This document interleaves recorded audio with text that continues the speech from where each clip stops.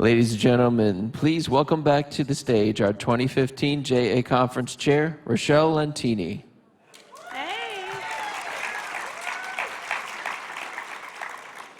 Good morning. I hope all of you are well rested and ready for, there's laughter up front. Committee people did not rest, I don't think.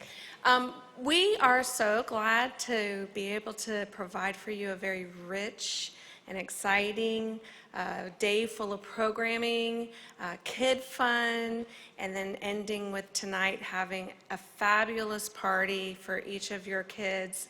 And for the parents, we have an adult lounge, which is the first time we've done it this way. So we are very excited about the fun that is planned for today.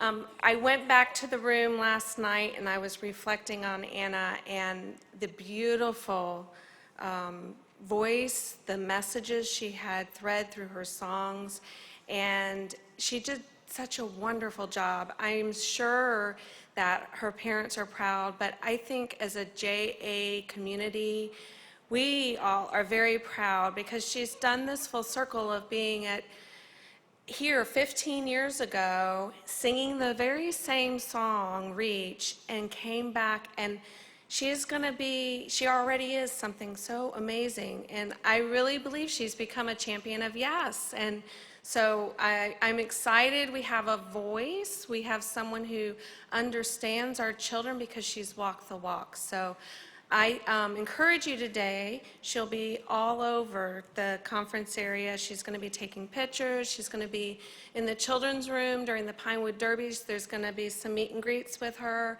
So I'm sure that you'll get to go home with some memorabilia and be able to celebrate that we have someone as lovely as Anna on our side.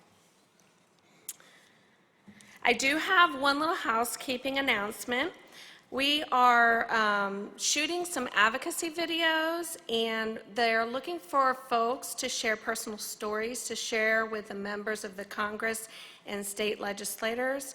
So the videos will only take about a few minutes, but we really feel they're an extreme valuable resource.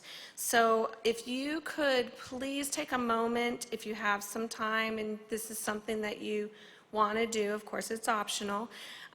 Everyone in this room has a story to tell, and it's important that we share our story and share our messages. So please take a moment. The studio is located to the immediate right of the registration area. So they have a little area blocked off, and you can go ahead and share your story. So please take a moment to do that. So you guys know already that our theme this whole conference is Hope Grows Here. And when the conference committee picked that as the theme, it touched my heart incredibly, because our family believes that hope is very powerful. Being affected by this disease and having 2 children with juvenile arthritis can lead to a lot of very concerning thoughts. We have been faced with so many challenges, just as many of you in this room have, and we all have that story and that message that we feel so passionately about, and so I encourage you to go out and share that. But our family in particular, we believe that we hold on to hope incredibly tightly, because without that hope, we can't get to our yes. We believe that with hope, our yeses are possible. And so we're very excited about this new branding around Champions for Yes and of Yes. It's Champions of Yes, because it is pushing my kids to push, to think about the possibilities, and not just hope, but actually try. I have to tell you, my son had surgery 3 months ago, and they did reconstructive surgery on his legs, ankles, and feet. He had lost flexion in the ankles, and he went through 3 months recovery, having two legs in casts, not being able to bear weight for a full month, and then he started walking. He's not using his wheelchair hardly at all anymore, and he went to Camp Boggy Creek 1 week after being hospitalized. In that week in the hospital, we almost lost him. It was probably one of our scariest times. But that kid bounced right back, went to camp, and climbed the 40-foot tower to the top. So it's possible. It's possible. I really believe that when you have something that you hold on to with so much hope, you can make it happen. So we want to share this hope with the folks who are not here. There's a lot of families who couldn't attend this conference. So we want to encourage you to use your cell phones, take pictures, and continue to share those photos and thoughts on Twitter, Facebook, Instagram, everywhere you can think of, because we want that energy to be alive, even for the people who can't be with us.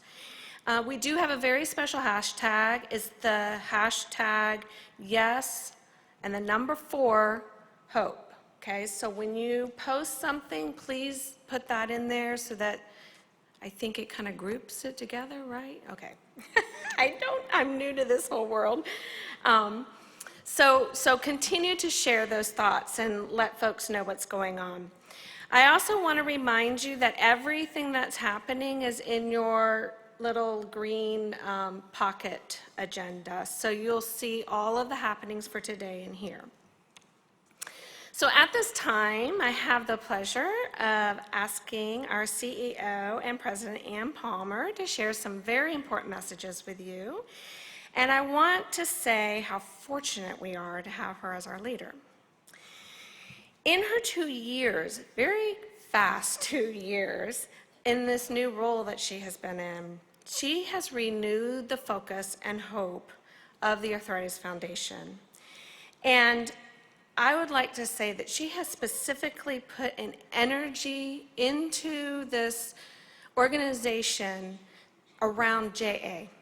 And for that, everyone in this room is grateful. She is passionate and she supports our children and our young adults who are on this journey, and my heart is with her. So welcome to the stage.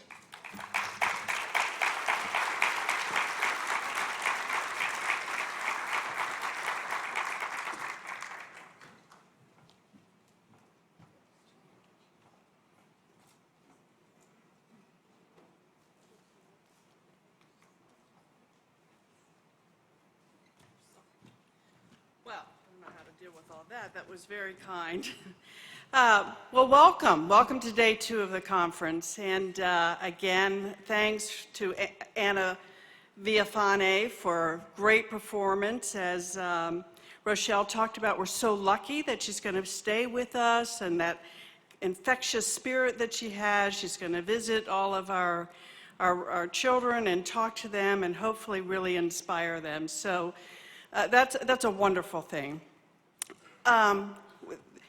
We're really, it's important, again, I think that I thank Rochelle, again, whom she knows that I adore, and the committee, for Liz and Andrea and the entire committee. Can't not say that again, because again, as I said last night, you know that planning a conference of this size is just it's a year-long process. They really started a year ago.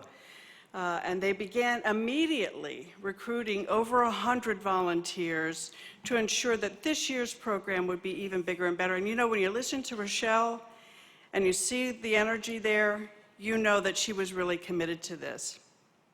Many of the volunteers were from Florida, but they've recruited volunteers from all over the country.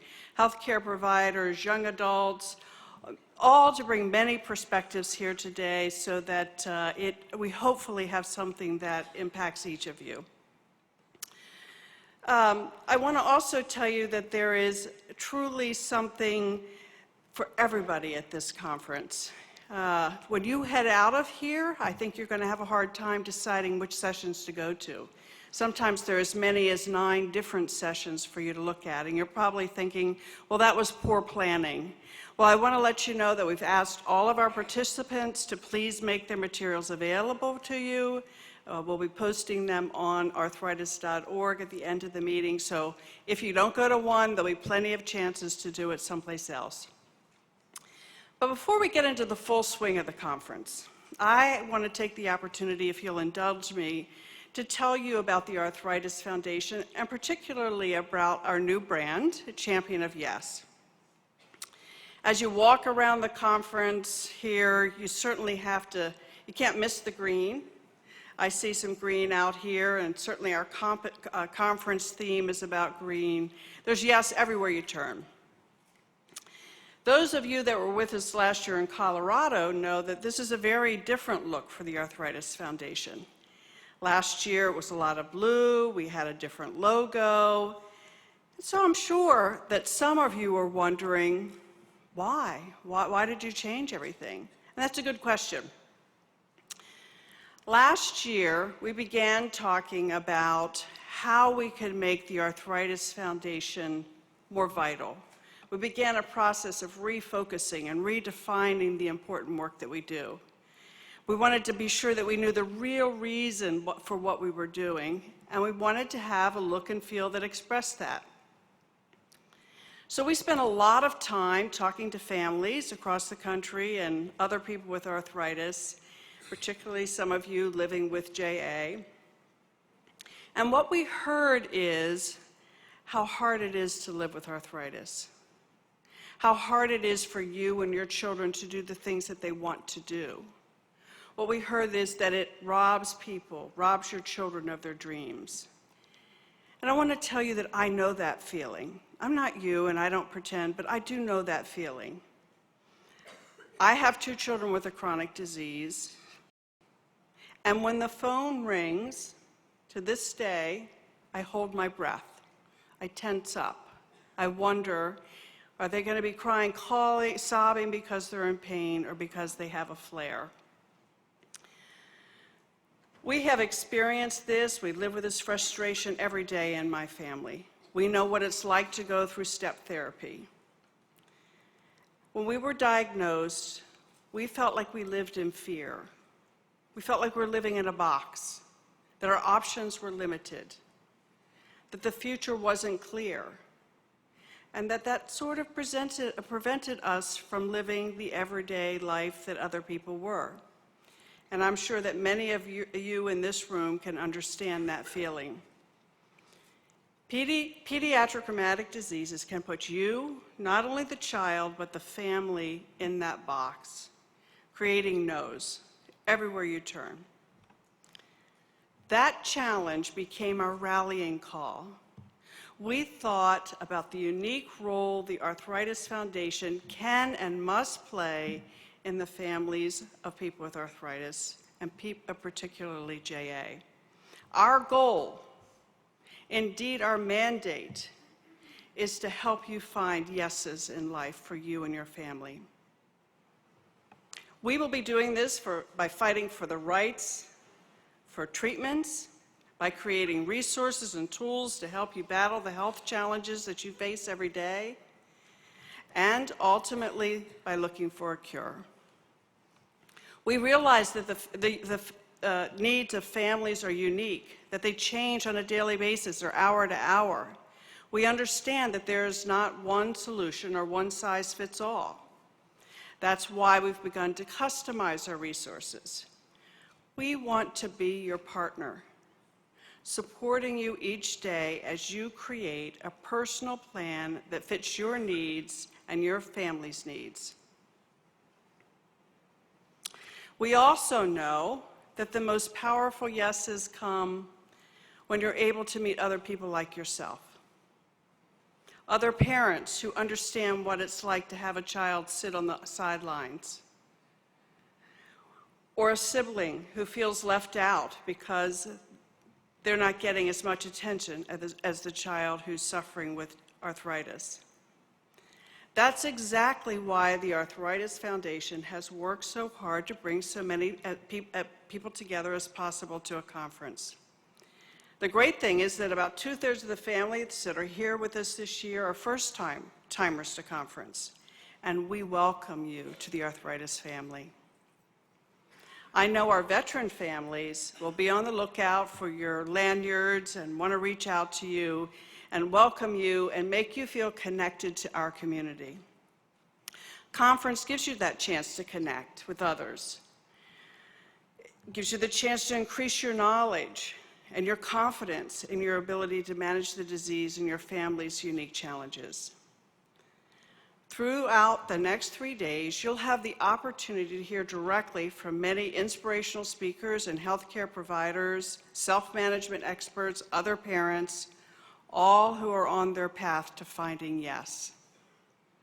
You'll also hear about the Arthritis Foundation's latest programs, including research and our new relationship with the Childhood Arthritis and Rheumatology Research Alliance, or CARA, and what a difference that working together can make for the lives of children and families with pediatric rheumatic diseases. But conference is far from the only thing we do to help families live a better life. We've launched a new welcome kit for families last year, the Power Pack. I hope that most of you have heard of that, and if you haven't, I hope you will. The backpack includes important resources for both parents and kids. There's a child's version and a teen's version, both with a little something to help with achy joints.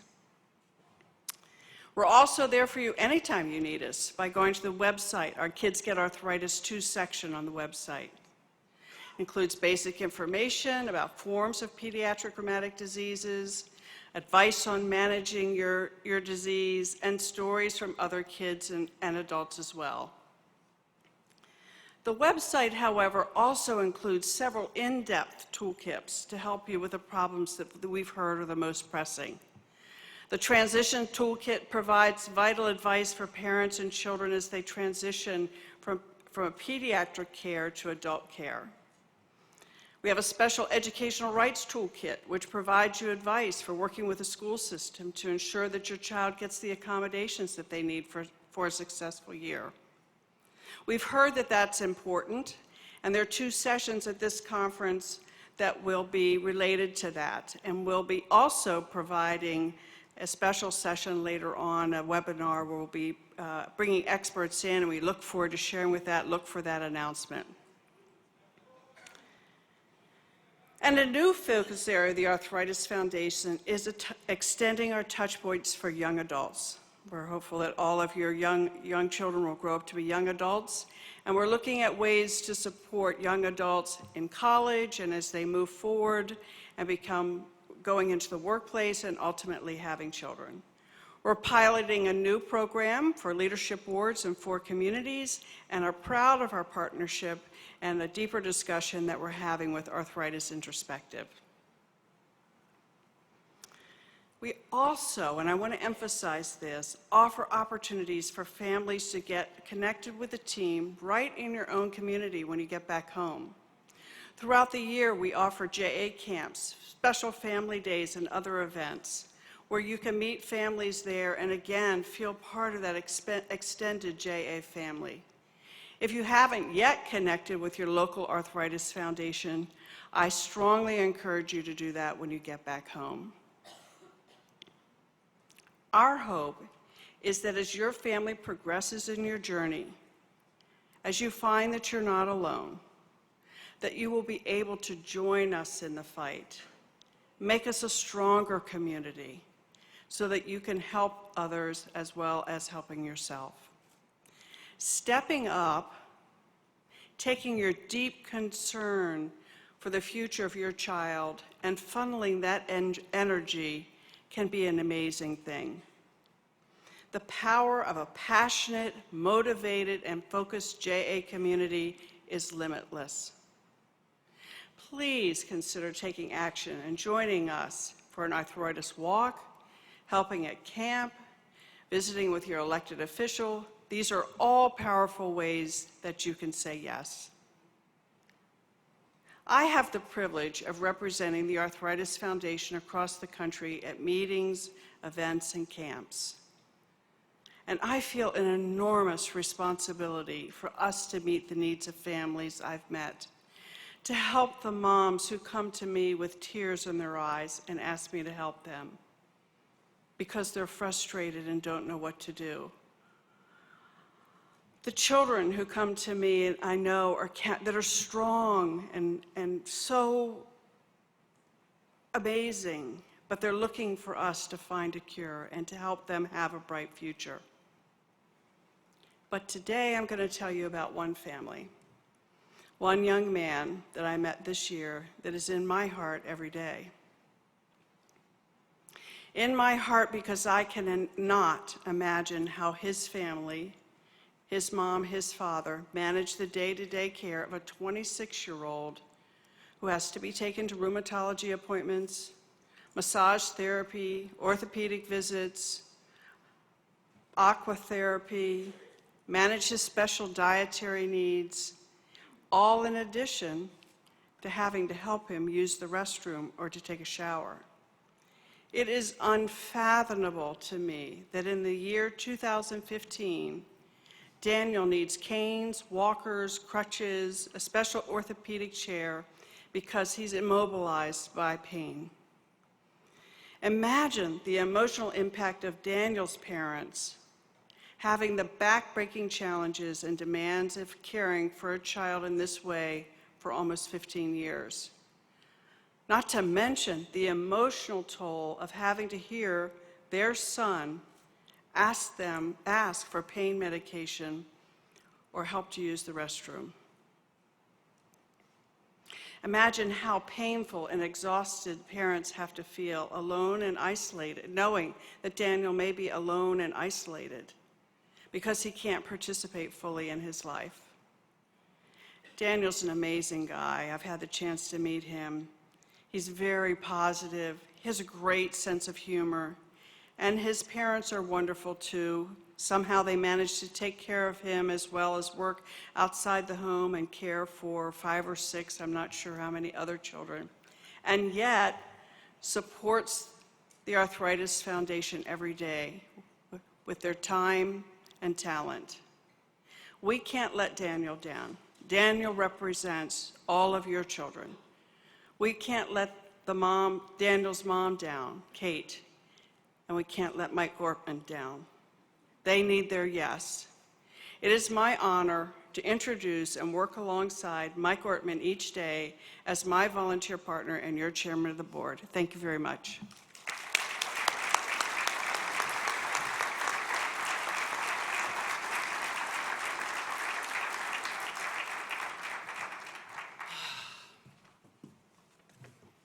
I knew that was coming, but it's still hard to see it. Wow. Well, thank you, Ann, and thank you all. I bring greetings from Daniel. His 15-year journey has certainly had its ups and downs, from a wheelchair at age 12 to a black belt in karate and full remission and off to college at age 18. And then whammo. Yeah, the last 2 years have been pretty awful, as Ann just described. Earlier this summer, he spent a few weeks in a rehab facility, glorified nursing home, and started on a new med. And I am pleased to report that just 1 week ago today, for the first time in 2 years, his lab work came back normal. Yes.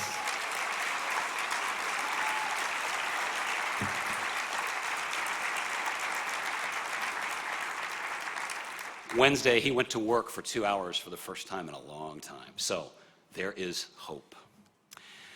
I believe it was President Kennedy who once said, "Ask not what the Arthritis Foundation can do for you. Ask what you can do for the Arthritis Foundation." President Kennedy, President Palmer, whatever, doesn't matter. We're actually very okay if you ask both questions. What can the Arthritis Foundation do for you? The fact that you're here suggests you already have a pretty good idea, and Ann just described it very well. If you need more information, take some time this weekend to continue to explore. We're here to advocate on behalf of you and your children, to help and support you in any way we can, and to play a leadership role in finding a cure. And now, as for what you can do for the Arthritis Foundation, to help hundreds of thousands of kids deal with this disease and tens of millions of other people living with pain, I'm going to touch briefly on 4 themes today: volunteerism, leadership, fundraising, and then a vision of the future. The Arthritis Foundation is a volunteer organization. Yes, we are blessed to have a couple hundred staff in Atlanta and across the country, but they cannot do it alone. We spent a lot of time over the past couple of years listening to what volunteers have told us they need in terms of support, and those materials are ready and available. The foundation needs thousands of us. Now, I know there are a few of you saying to yourselves, is this guy nuts? I have 3 kids. One has a chronic illness, doctor's appointments, PT sessions, trips to the pharmacy, meetings with teachers, IEPs.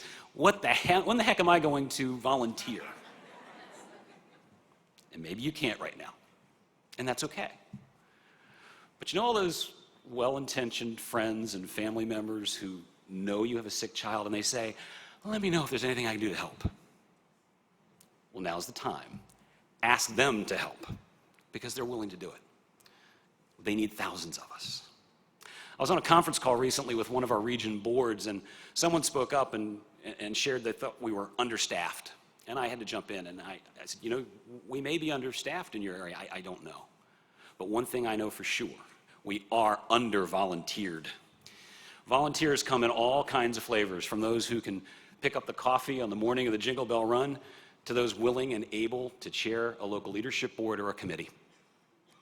We have a table in the exhibit area for advocacy, and there's other ways for you to connect. Please let us know you can find out more about what's going on in your area. Let us know that you're willing to help and what your friends can do to help.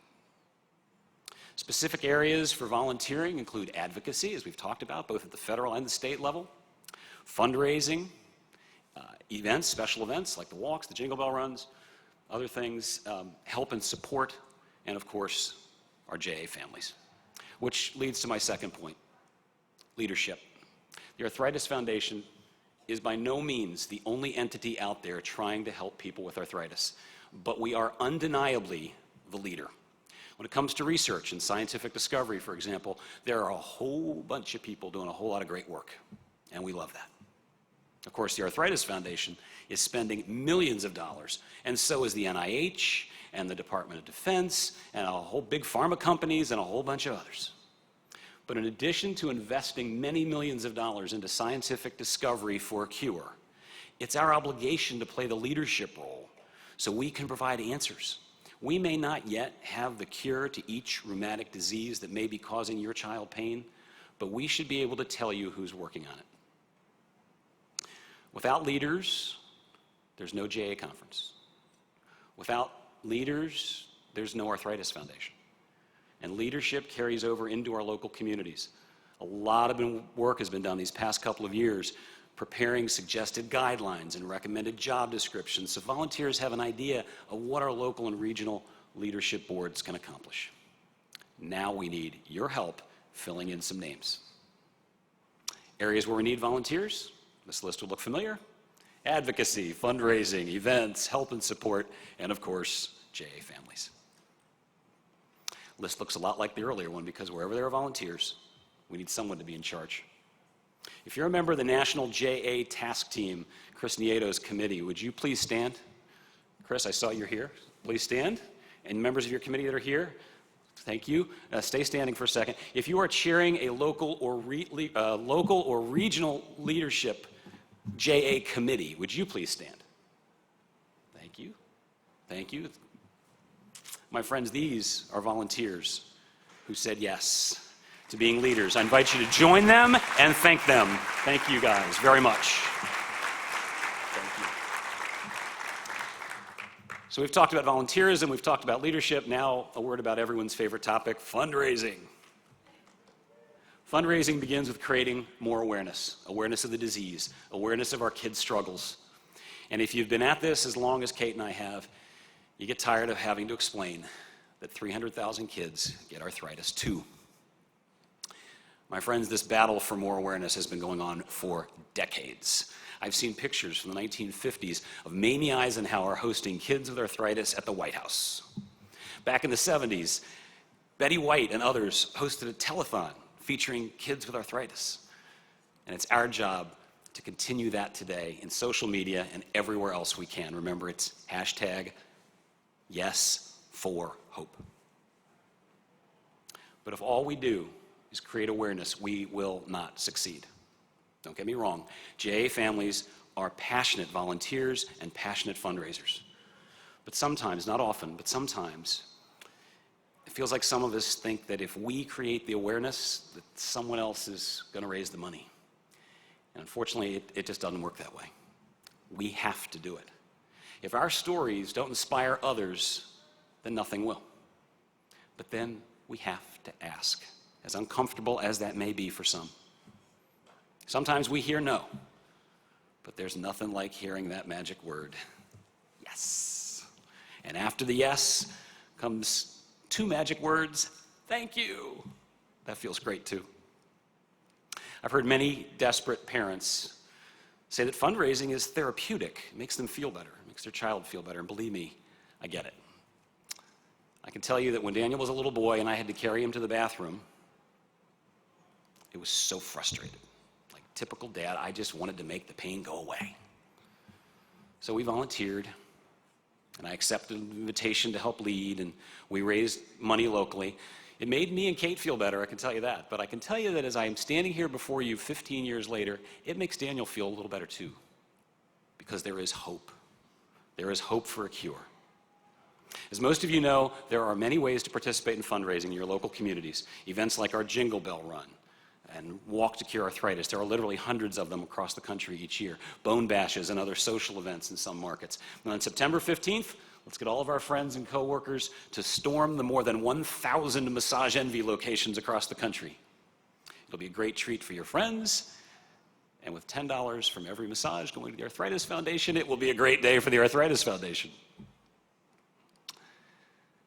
Maybe you can partner with your local and national staff person to open a corporate door. And if you're feeling especially aggressive in the fundraising space, we can help you make and ask for a major gift or show people how easy it is to include the Arthritis Foundation in their estate planning, which leads to my final point, and that's the future and our hope for great outcomes for our children. There are more than 50 million people in this country living with the pain of arthritis, and only 300,000 of them are children. And just down the hall, hundreds of them are having an amazing experience. So think about this. Every year, on their 18th birthdays, tens of thousands of children with arthritis become adults with arthritis. And if we help them, and we support them, and advocate for them, and invest in scientific discovery, they just may be the ones to ease the pain for future generations. They just may be the ones who will become the scientists and researchers and healthcare providers that will conquer arthritis. Our families, JA families, are the foundation of this foundation. These young people will inspire us and others. I want you to meet 4 little girls. And by the way, there's no gender bias here. It's just math. I think Daniel was about 15 when he pointed out that if he had to have a chronic illness, it was okay to have one that seemed to be about 80% girls.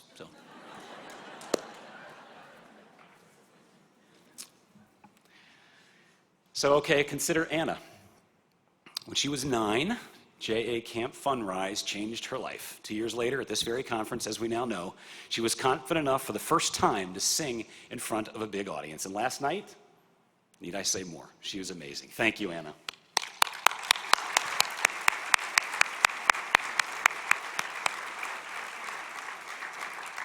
These young people will change the world. They will work to change the world. Consider baby Jenny.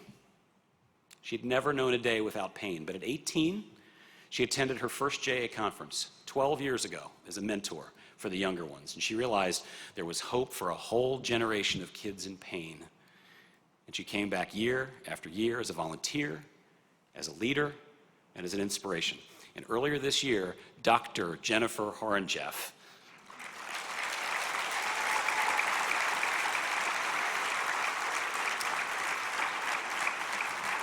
she earned her PhD in ergonomics and biomechanics and is now helping some of America's largest companies make their workplaces more comfortable for people with arthritis. She is helping lead the foundation's efforts to engage and support young adults. And as most of you know, Jennifer and Keegan rode their tandem bike from New York City here to Orlando.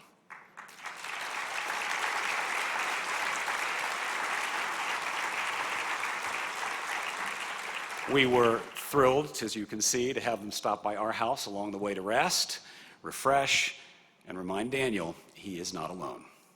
They raised awareness of JA and raised more than $15,000 for the Arthritis Foundation.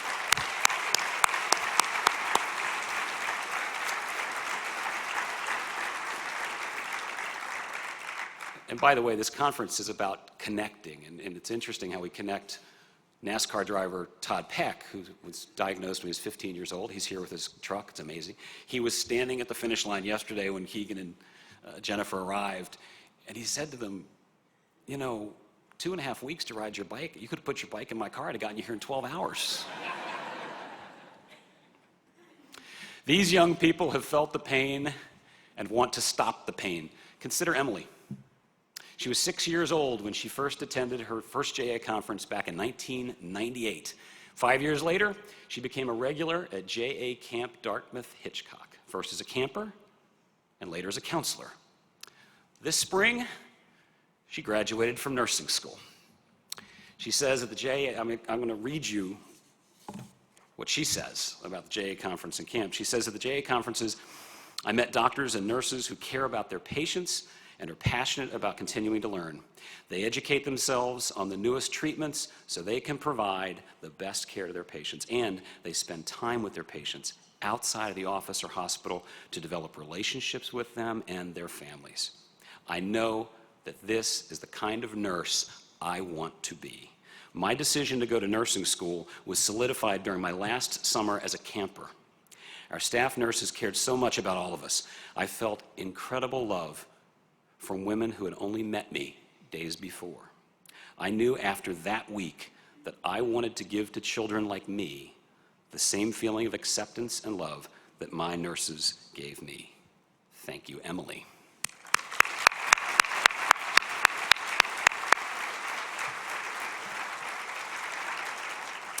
And finally, consider Margot. Her parents took her to 14 doctors before she was diagnosed at age 9 with JRA and scleroderma. 64 pills a week. She faced challenges unimaginable to most, but credits the power of prayer, her wonderful parents, and the Arthritis Foundation with getting her through college. When the disease would throw a roadblock in her way, Margot would often connect with a conference friend to compare experiences and expectations. Today, Margot Deal is a rising fifth-year senior at James Madison University, determined to help kids that are going through what she went through. This week would have been her 15th consecutive JA conference, but you see, she had to work at the Washington, D.C. Government Affairs and Advocacy Office of the Arthritis Foundation.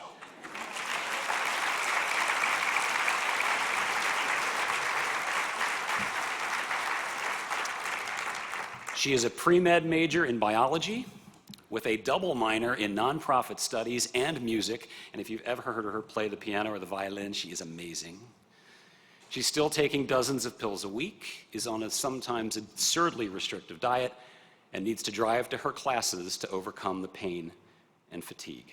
But through it all, she's been a passionate volunteer, advocate, leader, and fundraiser. And she remains focused on going on to grad school with an eye toward perhaps becoming a pediatric rheumatologist.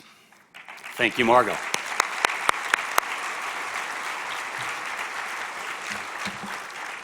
My friends, there are thousands more like these four. Most we don't even know about. They were just kids. And arthritis changed their lives. They didn't let it define them. They let it inspire them to go on and do great things and change the world, to make the lives of the next generation of JA kids better, so that maybe there won't be a next generation of JA kids after that. They are a big reason why we should be so optimistic about the future. As we engage more families, more young families, as we expand our base of volunteers and leaders, as we raise more money and invest in scientific discovery, we will conquer arthritis. We will turn everyday no's into yeses for millions of people. Our children, including your kids down the hall, may be the ones who find the cures. Thank you, and God bless you and your children.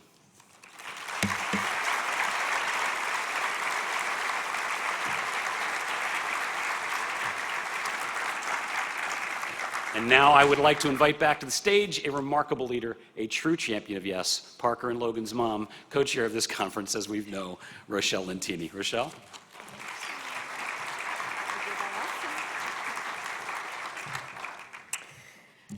Wow, that's a lot of hope. So those kids are the reason we are here, and they inspire us, and I hope that their messages of hope will push you forward. So I have the pleasure of letting you know a little bit about my colleague and friend, Mark Duran. And I went to one of his sessions years ago. It was actually the year that Parker was diagnosed. And you know, as a parent, we have hard jobs. This is not an easy road. And oftentimes we're faced with things that can be pretty hard. And at some point in time, most parents question themselves. They ask whys, they talk in their mind about what is not going right. They wonder if this chronic illness is going to change how they live, what they do, and it really can become complex. I really struggled in the beginning. I struggled with my thoughts around this disease, and I really thought that I had to find a way to make things right. And then I heard Dr. Duran speak, and one of the messages he has is around self-talk. The things that we say that no one else hears, the things that run through our brain as we're processing, as we are almost bashing ourselves. And Dr. Duran started talking about that self-talk and changing the way we talk to ourselves so that we have the energy, the power, the know-how to parent in a more optimistic way. And I'm here to tell you, it changed the way I thought. So I have the honor to share with you some of his expertise. He is a leading researcher and world-renowned expert on working with children with challenging behavior. He has the most recent book called Optimistic Parenting that details a philosophy and practical techniques to help parents become more confident and skillful and positive in their parenting. And he has insights about how we can look at our parenting styles and long-term research projects to help us examine our thought processes. So, his talk with us this morning promises to be informative.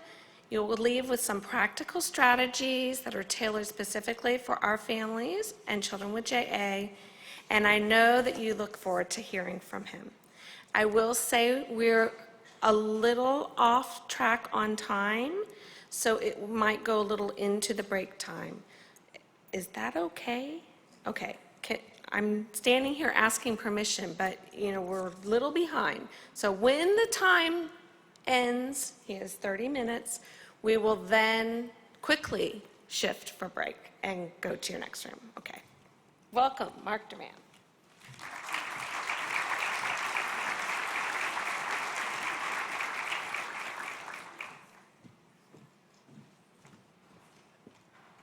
Good morning. Come on. Good morning. Good. I'm from New York, so I can talk really fast. And what I'm going to do is talk to you about work that I've been doing, actually started 35 years ago. You're supposed to go, I look too young to, yeah. My students think I'm about 90 years old.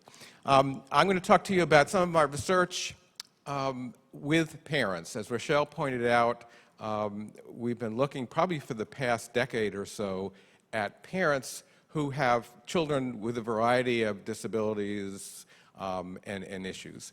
And the reason why we started looking at parents, and actually we are doing a parallel series of research with teachers called Optimistic Teaching, is because we have really good interventions to help children.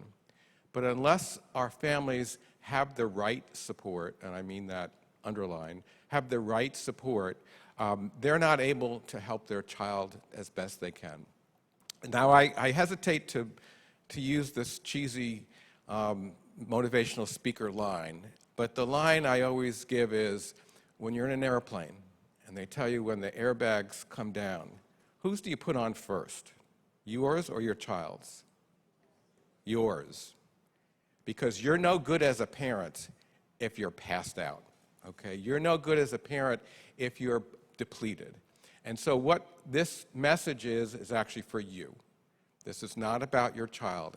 And as we work with parents, this is actually sometimes a little uncomfortable for them. I'm going to drive this guy crazy. Because I can't stand still. I also can't stand to look at myself on the screen. It's kind of creepy. So what we're talking about here is, how do we help you so you can help your child? And I can't tell you how many times I've been in sessions working with families who have kids with a variety of difficulties who almost feel guilty talking about themselves. And they'll say things like, well, this isn't about me. This is about my child. And I'll tell them, no, it's not. This is about you. Because if you can't get out of bed, if you can't do the things you need to do, then you can't be a most effective parent. So we started a series of research studies, again, about 10 years ago. It's culminated in this approach that I'll describe to you, and again, I'll go quickly. So I want to make sure you have time for a break.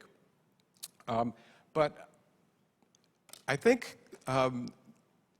this phrase really stands out for me.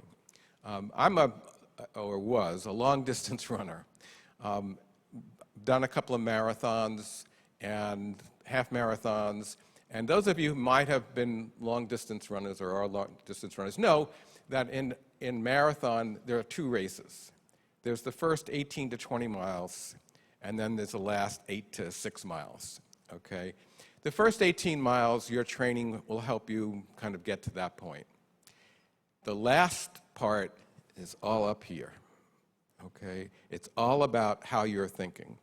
And I can tell you, probably, I'm not the most religious person in the world, but probably the most spiritual experience I have is early in the morning when you have thousands of runners who are going to run a marathon who know they are going to hurt. But they're upbeat. They're optimistic. They know their training is good, and they know they're going to get through this. So I was in Tampa at the Gasparilla Marathon when they used to have Gasparilla Marathons, and I got to mile 20 or so, and you turn around on Bayshore Boulevard, if you've been there. Bayshore Boulevard, you run around the water, and you can see actually downtown Tampa and the finish line. That was about 6 miles away. At that time, my legs felt like logs, and I was in pain. My back felt like I broke it. I was in pain. And my head is going, what are you doing? You know, you're hurting me. Stop doing this.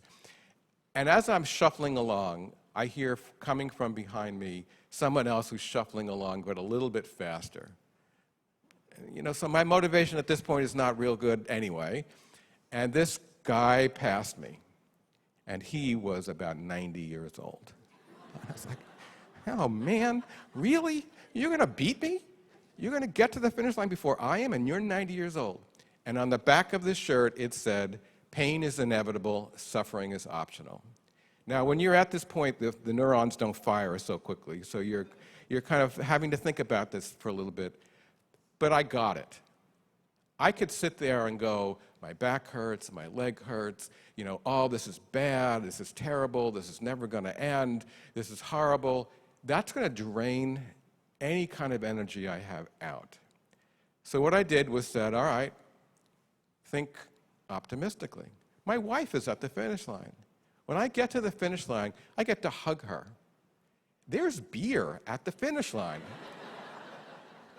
I can have as much as I want. I've burned 10,000 calories. This is really cool. Just changing the way I thought helped me get to the finish line. Okay? And I guess that's what we're going to talk about.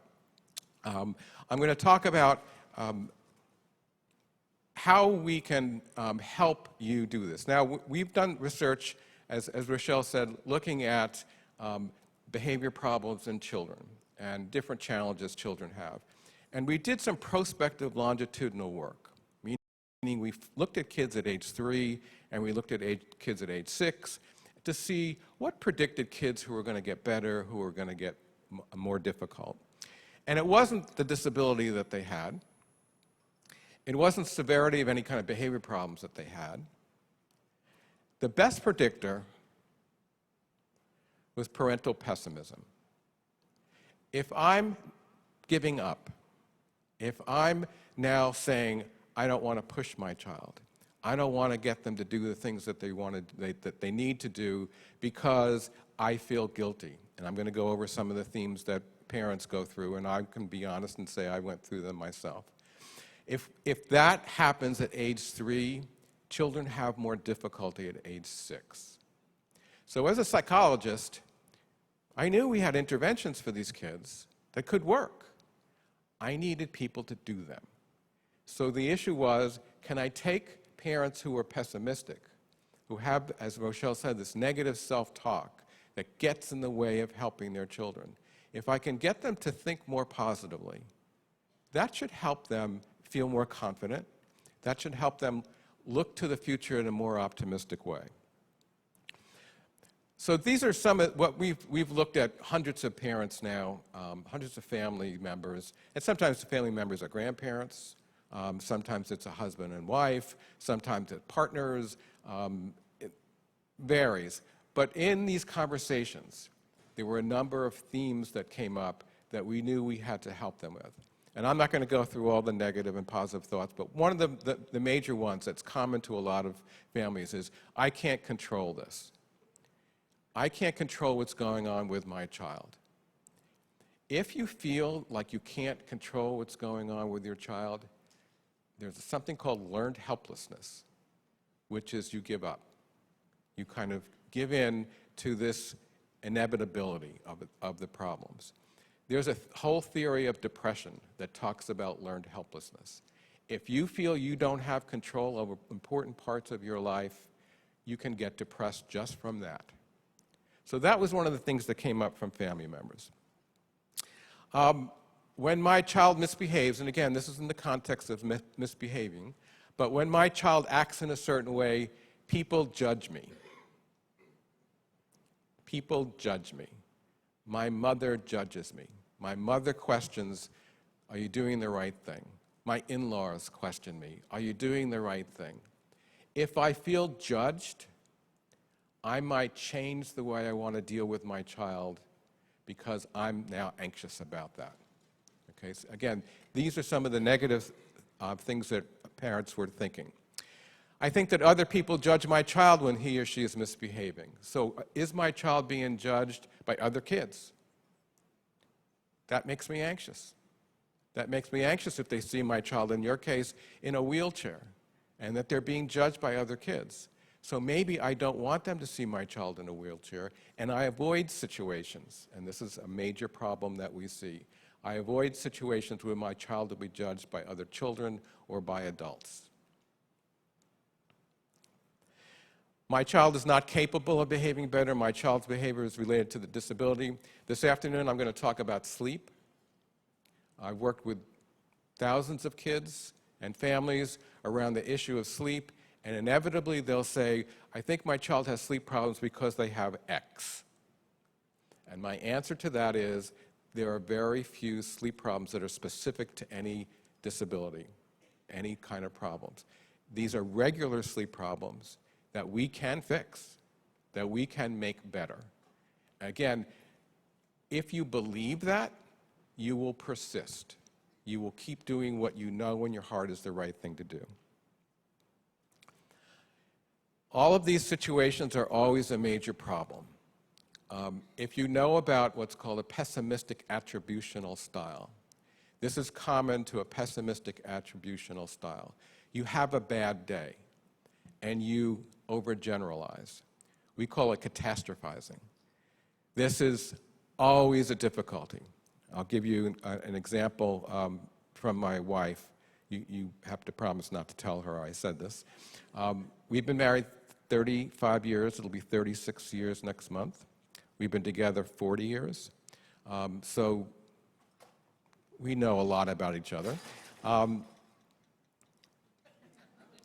Did you hear that?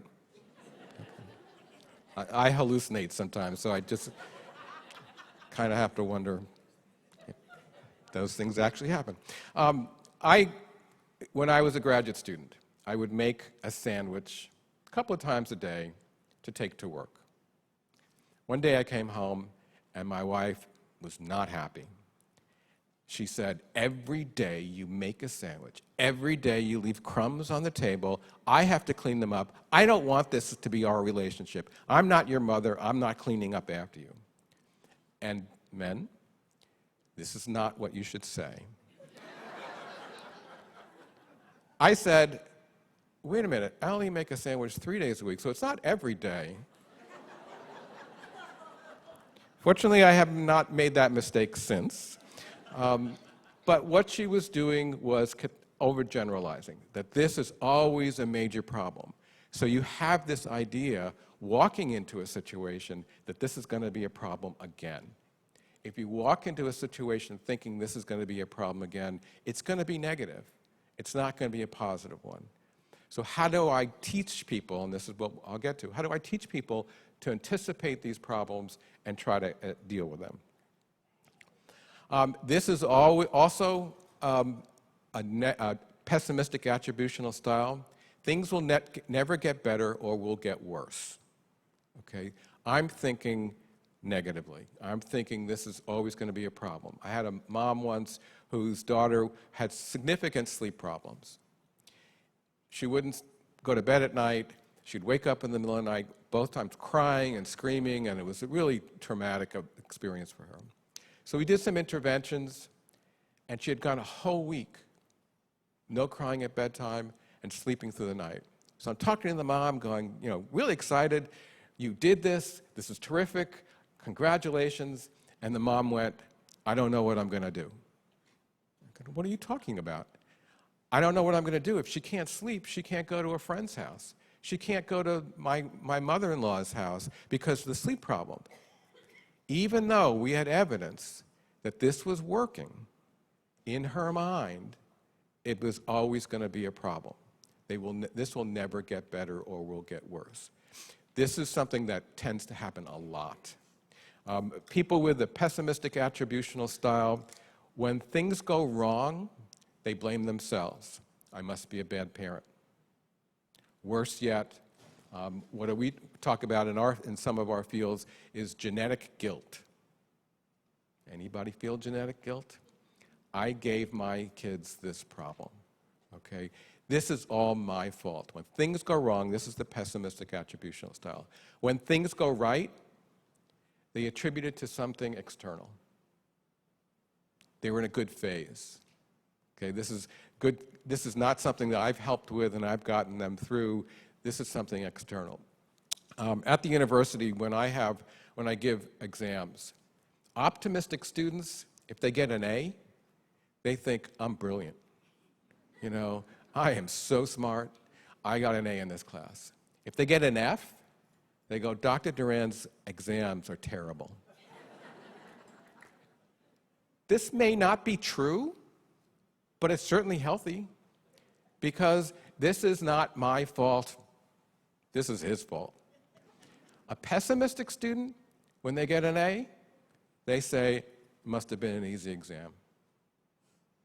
If they get an F, they go, I knew it. I shouldn't be at the university. I'm stupid. I shouldn't really be here. That's not healthy. Okay? It doesn't make you move on. It doesn't make you help yourself.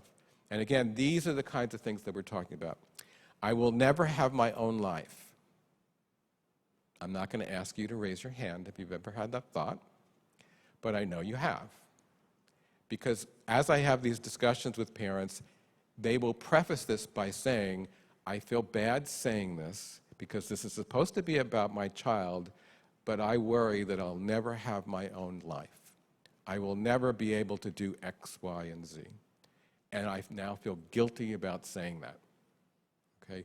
These are the kinds of thoughts that many parents have. And these are the kind of thoughts that get in your way. My child is doing this on purpose. I'm going to skip over that so we have some little time to talk about what we're going to do. If only others would follow my suggestions, my child would be behaving better or doing better. Okay, so I kind of blame other people for difficulties that we're having. I blame myself for difficulties that we're having. Whether it is, for example, this genetic guilt to how come I'm not doing X, Y, and Z. We have, in many fields, what I call uber parents, and there's a lot of you here. These are parents who maybe run a support group, work with their child, take their child to medical appointments, deal with their child when their child is in pain, and oh, by the way, I organized a 10K run, and I also know the latest research in the field about what biologics are available. And then there are other parents who go, oh my God, I can't get out of bed. I can't make it through the day, let alone read journal articles or do what they're doing. This is a difficult thing for parents to deal with. Okay, so I want you to be sympathetic if you're talking, and we have many parent support groups. And some of these pessimistic parents don't like to go to support groups because it makes them feel bad about themselves, that somehow I'm not doing quite enough. And I know I want to apologize about the volunteering and being advocates, but there are a lot of parents who just don't have the financial resources, the emotional resources, and these are the people that we're talking about. How do we help them? It isn't enough just to say, we need you to do this. We have to give you something more.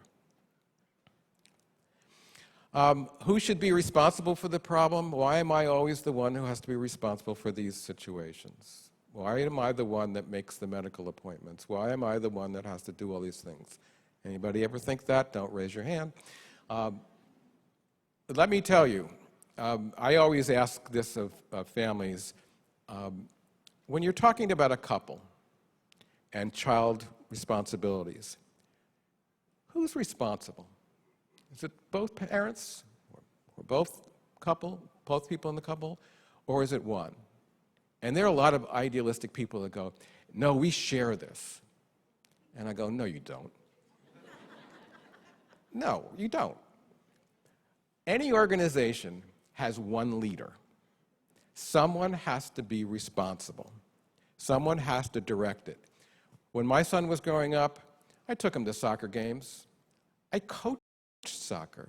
I've never played soccer, and I coached soccer.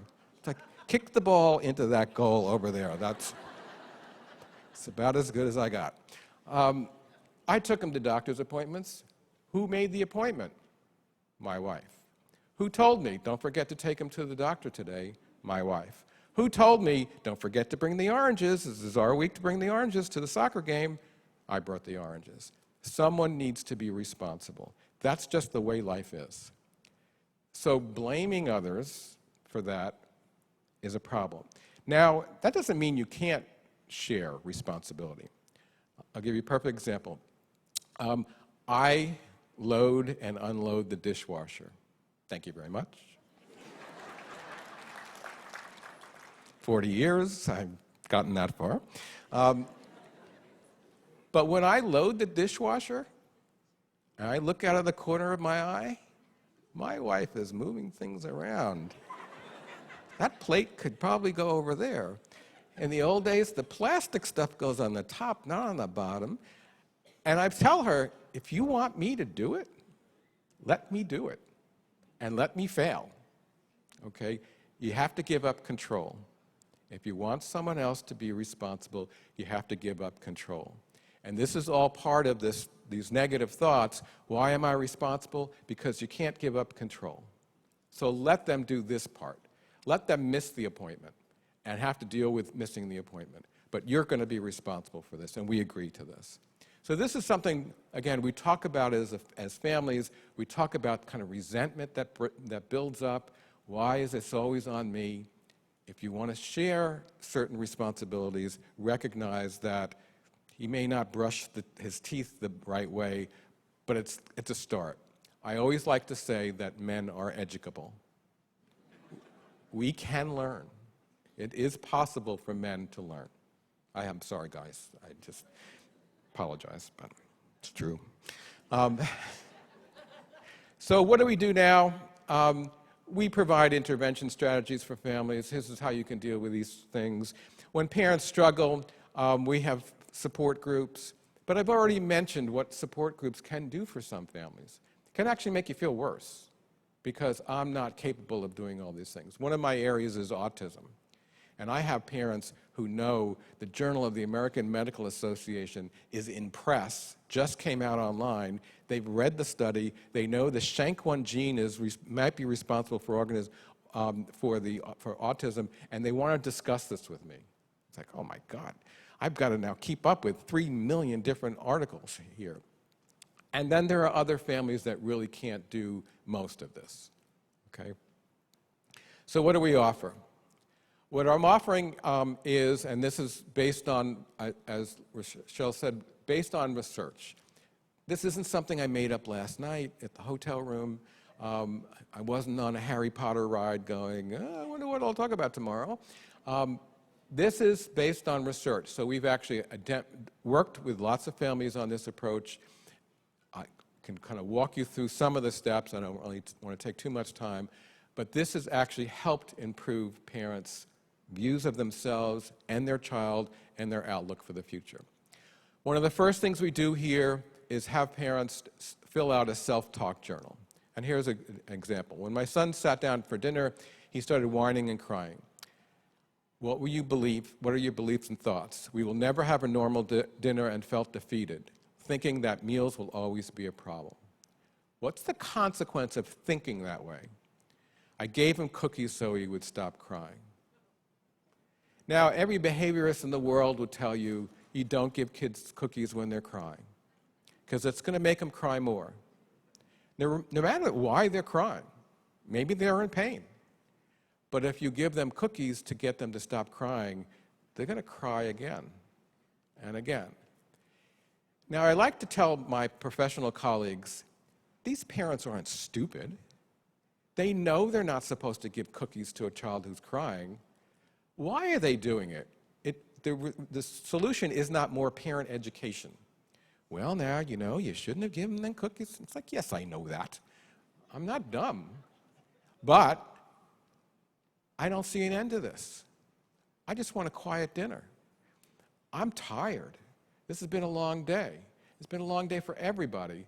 So tonight, I'll give them cookies so we can have a better dinner. And tomorrow night, I'll deal with this in a better way.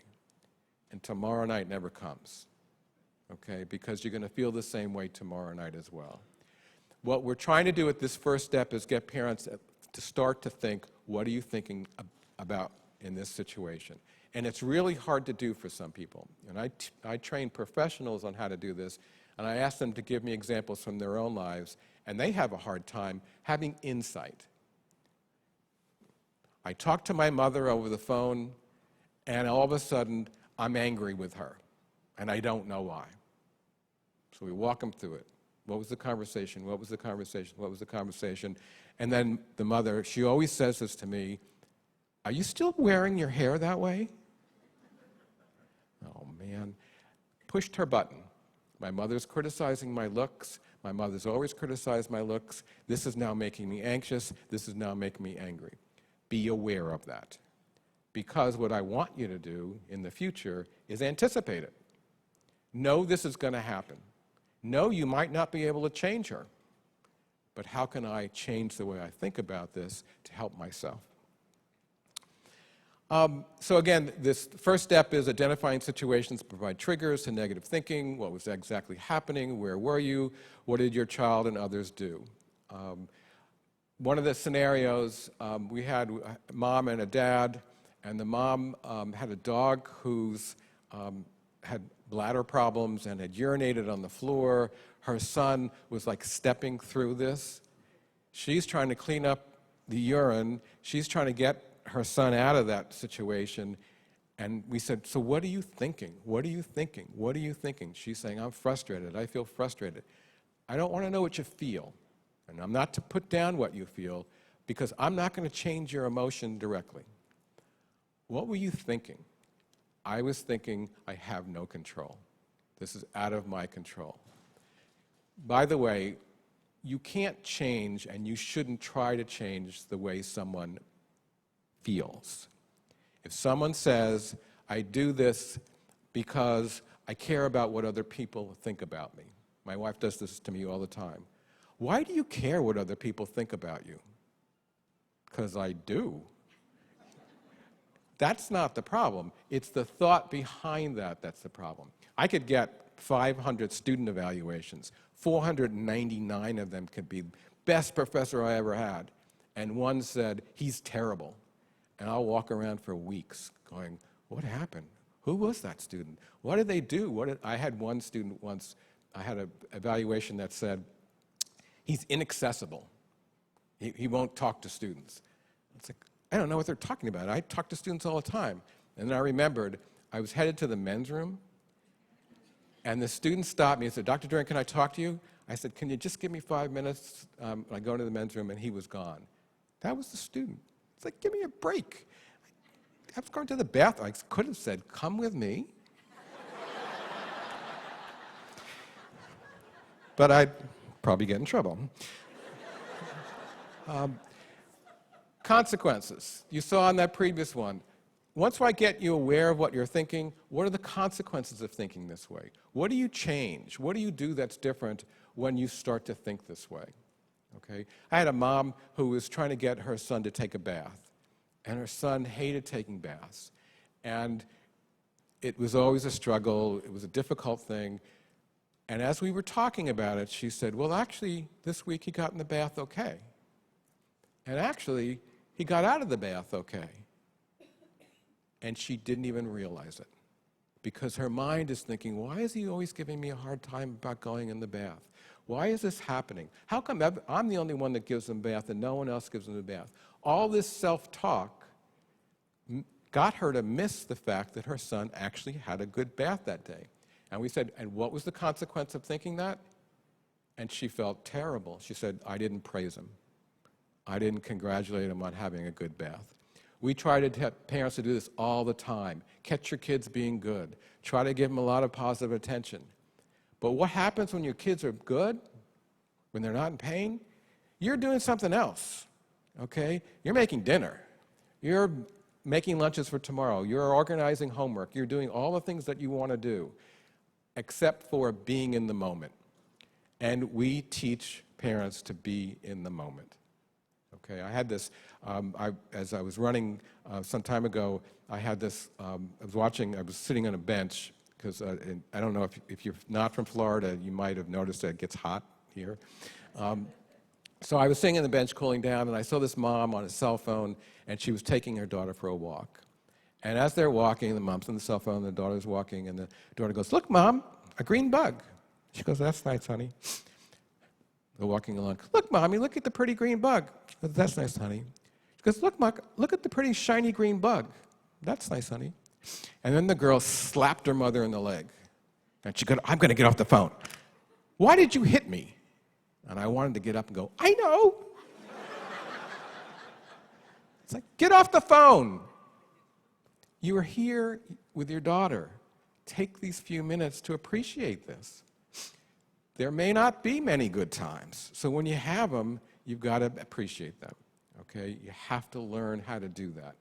And again, many of us have to learn how to do this. My wife, I'm sorry bringing her up all the time, but she is one of these people that, is never in the moment. And I have to kind of bring her back. Let me kind of walk you through a couple of other things. One is distraction, distracting oneself from the pessimistic thoughts. This is a problem situation. We had one mom, we said, we want you to think of something to say to yourself that'll distract you. And she came up with yippee-ki-yay. And I didn't know what that was. I thought it was about their sex life, to be honest. I had to look it up. It's when Bruce Willis points a gun and yippee-ki-yay and says something I can't say. When things were going so poorly, she just wanted to say, yippee-ki-yay, this is bizarre, this is weird, and yes, it is. Because you know what? Our families are bizarre and weird. if anybody goes into anybody else's house and they see the real things that go on, it's bizarre and weird. At some point, you just go, yippee-ki-yay, look how crazy this is. How can I move on?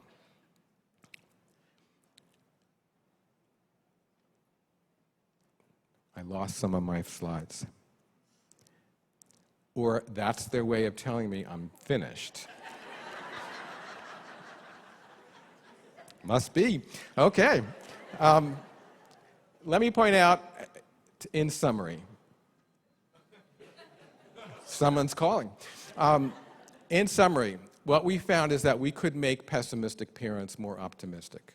When we made pessimistic parents more optimistic, they had better views of the future. They thought that their child was going to do well in life. This got them out of bed every day. This got them to be able to do the things that they needed to do. If there were more slides, I would have shown you a picture of the Optimistic Parenting book that we have. We also have a protocol, if you're a professional, on how to do this with families in a series of steps. But I just wanted to leave you, especially with your theme of hope, with yes, that hope is important for you. You need to have hope. You need to have a positive outlook that this doesn't mean you're not going to be in pain or that your child's not going to be in pain. That's not what this is about. This is about saying, okay, we can deal with this. The suffering is optional. How I deal with this is up to me. So let me leave you with that because I have no more slides to show you. And I hope you really enjoyed this. It's been kind of an honor for me and also more than a little bit humbling for me to be here and to hear your stories. So thank you very much.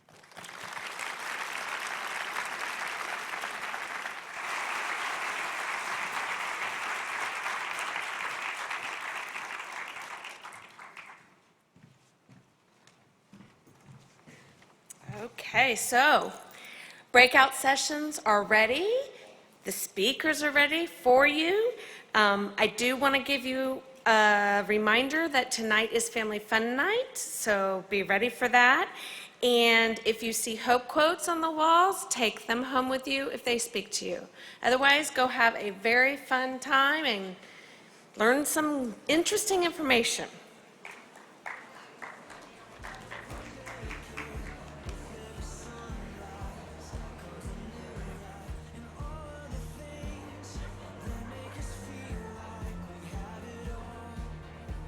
Conferences and stuff and the events.